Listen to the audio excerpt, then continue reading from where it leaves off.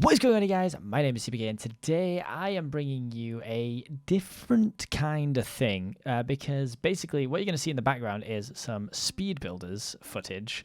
And the reason for that is I actually made a speed builders video and I had all the audio and I actually closed Audacity without saving the file and my video was ruined and I was demotivated, but I didn't want to let you guys down. So I've come up with an idea, and by I came up with it, I mean my friend Joe suggested it, and he said, why not just have the footage in the background and tell a story from your life? So here we are, and I'm going to tell you guys a story whilst I do somewhat average at speed builders in the background. Now, I asked on Twitter whether people wanted a fun story or a serious one, and serious won by a landslide. So this story is pretty serious. It happened when I was a bit younger, and I'm pretty sure none of you know it. I'm actually pretty sure some of my friends don't know it, because it's not something I've really talked about in my life.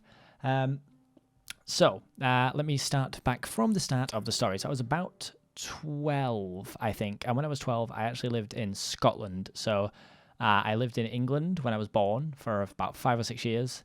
Then I moved to Wales until I was about 8 or 9. Then I moved back to England.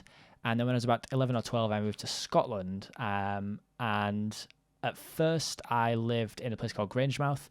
Then I moved to a place called Stenhousemuir, which are both real places, just Scottish names, and Scottish names sound weird. So I'd been living in Stenhousemuir for a little while, and I went to a place called Larbert High School, I believe. I think that's what it was called. It might be called like Larbert something else school, but that's what it was called. And I'd been living in Scotland for a while now, and I'd made some friends and all this good stuff, and it was all fine. And I had this one friend called Paul, and we used to always go out for dinner together. Like every time we got to go for lunch, we would go into town and we'd go to like the chip shop, or we'd go to like, a bakery or something. And everyone would do this at dinner and everyone would go. And there was one day in particular that we were super late. Like we were running really, really late, but we weren't really that bothered. We were kind of, I guess you could say, being rebellious. Like, we didn't really care if we were late to class or whatever. Because me and Paul never really were. We were always like super, super on time. So we thought maybe we can just risk it this once. Plus, we really wanted the food. Like it was really busy and we'd been waiting ages. So we got our food and we started walking back towards school. Now, it's like a 20-minute walk from the town to the school, so you spend most of your dinner time actually just walking, but it was, you could eat while you walked, so it wasn't really all that bad. And yeah, so we were on our way back, and then you have to go like all down these little windy streets, and then there's a huge set of stairs at the side of the school that lead up to the AstroTurf, which is where everyone like plays football and all that good stuff.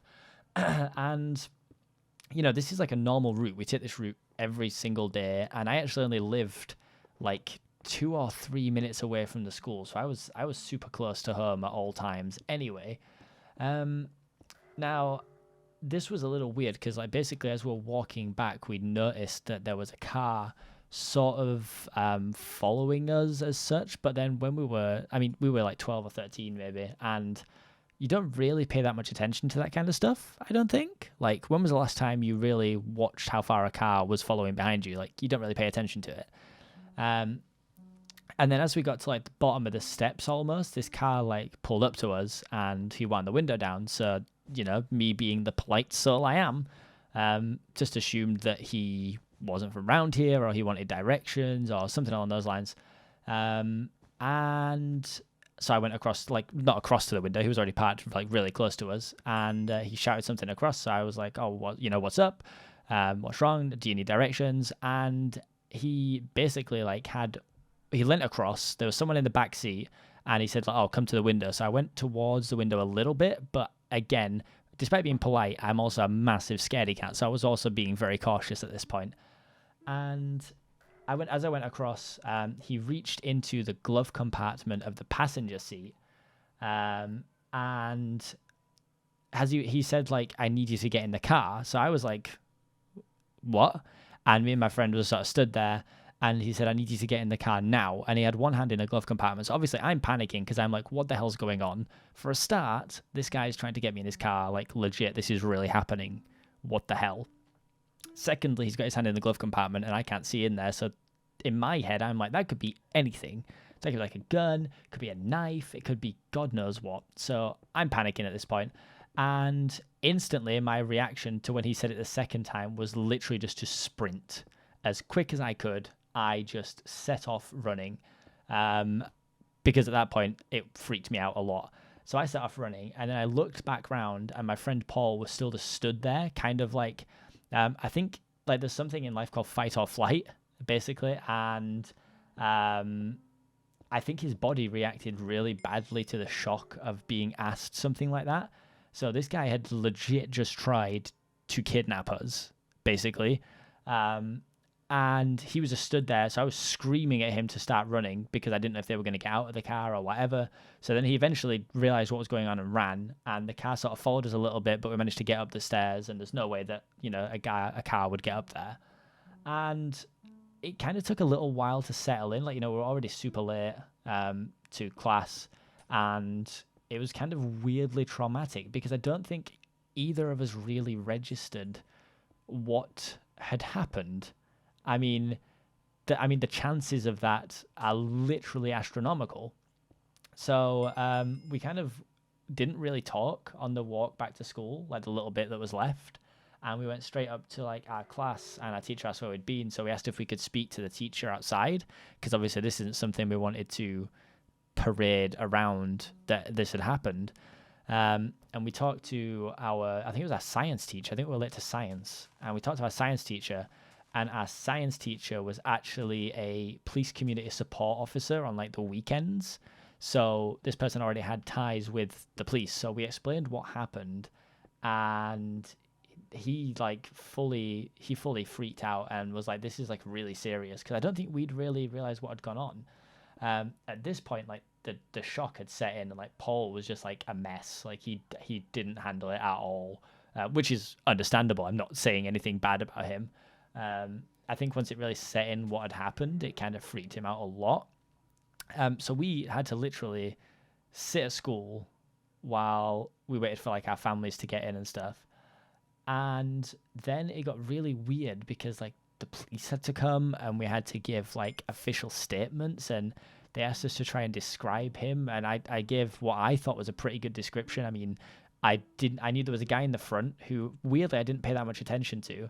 And I saw that there was a guy in the back. And the guy in the back, like I still remember today, like he was sat there, he had dreadlocks, he seemed relatively tall, just because you could tell from the size of him in the car.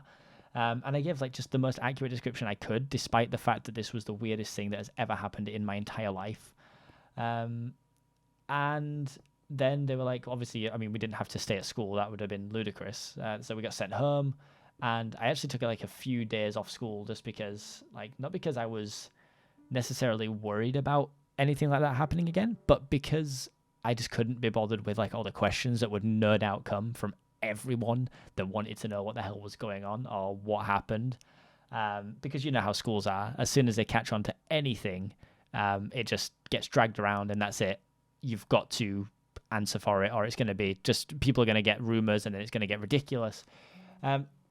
So I had some time off, and it must have been about 2 or 3 weeks, I think, went by, and like we'd sort of gone back to normal. Like I was back at school, and like me and Paul were still like really good friends, and we didn't really talk about it all that much. People asked us lots of questions, and we had to clear stuff up, and loads of people thought we were lying, and loads of people just didn't know whether we were telling the truth or not. I mean, it's such a weird thing to lie about, and I think the fact that people didn't believe us is just kind of awful, because I mean, I wouldn't not believe someone if they said that to me. But it must have been 2 or 3 weeks, and everything was back at school, and we got pulled to one side, and the police had come in to talk to us, and they'd actually found people who match the description.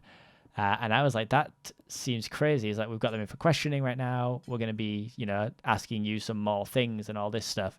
So another sort of week or so went by, and they said to me that the people were pleading not guilty. They were saying it wasn't them. And then they said to me that I would either have to go to court to like prove that it was them, essentially, or because of my age, I was allowed to do a like protected Skype call almost. So like I would be there on like webcam so that I wouldn't actually have to go and see them. Because I think they were worried that seeing the person would like trigger some trauma or something. So I was like, I agreed to do the webcam conferencing because I didn't really want to be like 12 or 13 years old in a courtroom. Like, that's a lot of pressure. And then literally maybe another 4 or 5 weeks went past, I think, and we got a phone call, and these people came round, and the police said that the guys had eventually actually just pleaded guilty to it, and that I didn't have to go and do anything, which is obviously a massive stress off of me, because the last thing I wanted to be doing at my age was going to a court to fight my case and try and convince people that this man had tried to get me in his car, because that seems ridiculous. Like, why would I make that up? I guess the sad reality is that people do make that up, which is lame. And yeah, they caught them. The car they were in was stolen as well. So they got them for like theft of a motor vehicle. The car had no tax, obviously, because they'd stolen it. So they got caught for no tax. And I think I can't remember. I'm pretty sure it went in as attempted kidnapping. I'm pretty sure that's what it went down as. For both of them, they got like a leniency, I'm pretty sure, for actually saying guilty, because that's how things work, as far as I'm aware. And they actually got like, I think it was 3.5 or 4.5 years in prison, which is crazy. And you got to think that's when I was, 12 years old. I'm 24 now, so they're way out. And it was only something I thought about the other day, actually. Like, they're actually back out on the street. But yeah, that's my crazy story, I guess. Someone legit tried to kidnap me, and then they went to prison. And now, like, I'm fine. There's no trauma caused by it. Everything's all good. I'm not the kind of person to dwell on stuff that happened in the past, I guess. So it's just more things to tell as a story. So hopefully you enjoyed this serious story. If you do have any questions or anything like that, then leave them in the comments, because I'll be happy to answer some of them. But yeah, that's all we've got time for with this story. If you want to see more stories, then let me know in the comment section. Thanks for watching, and I'll see you guys next time. Peace.